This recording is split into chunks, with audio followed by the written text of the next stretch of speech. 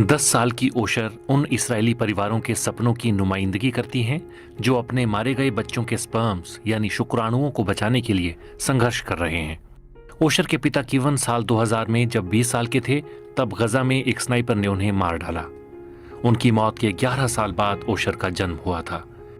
KEYone के माता पिता पहले इस्राएली थे जिन्होंने अपने मृत बेटे के स्पर्म्स संरक्षित करवाए थे।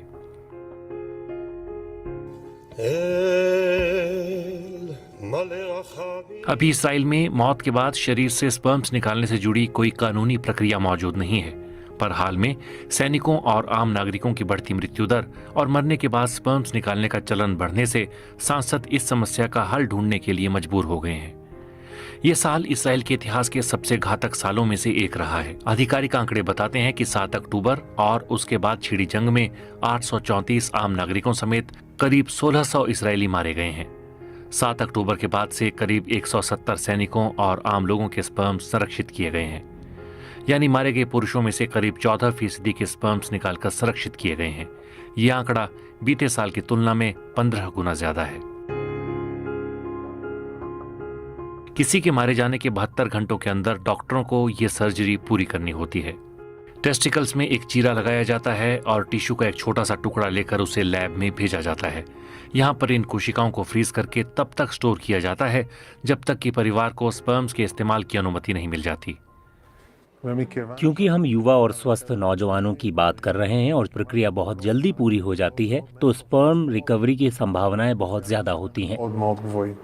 जंग से पहले ये प्रक्रिया केवल तभी की जाती थी जब परिवार औपचारिक रूप से अनुरोध करता था और उसे कोर्ट की मंजूरी मिल जाती थी, पर अब ये कानूनी बाध्यता हटा दी गई है, जिससे इस प्रक्रिया को करवाने वाले लोगों की तादाद बढ़ गई है।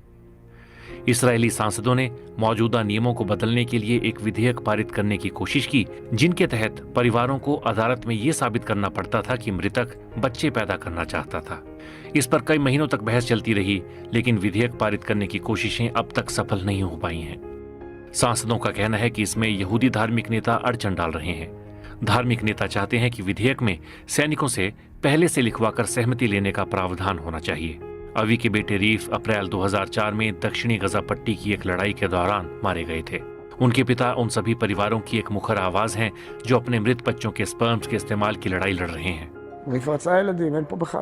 रीफ को बच्चे चाहिए थे, इस पर कोई सवाल ही नहीं उठता। मैं तब तक हार नहीं मानूंगा जब तक कि तोहफा उसके बच्चे के हाथ में नहीं चला जाता। ये होकर ही रहेगा।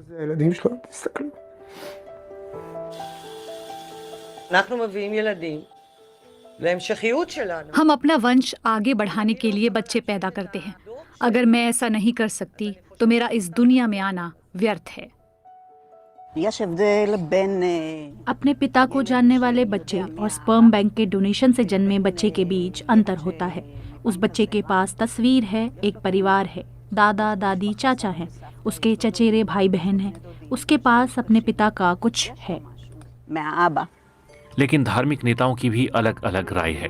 कुछ लोग बिना सहमति दिए मरने वालों और जिनकी शादी नहीं हुई उनके स्पर्म्स निकाले जाने के पूरी तरह खिलाफ हैं।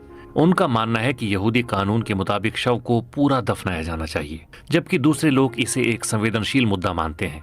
उनका कहना है कि जिन परिवारों ने पहले ही स्पर्म संरक्षित करवा लिए हैं उन्हें इनका इस्तेमाल करने की इजाजत दी जानी चाहिए।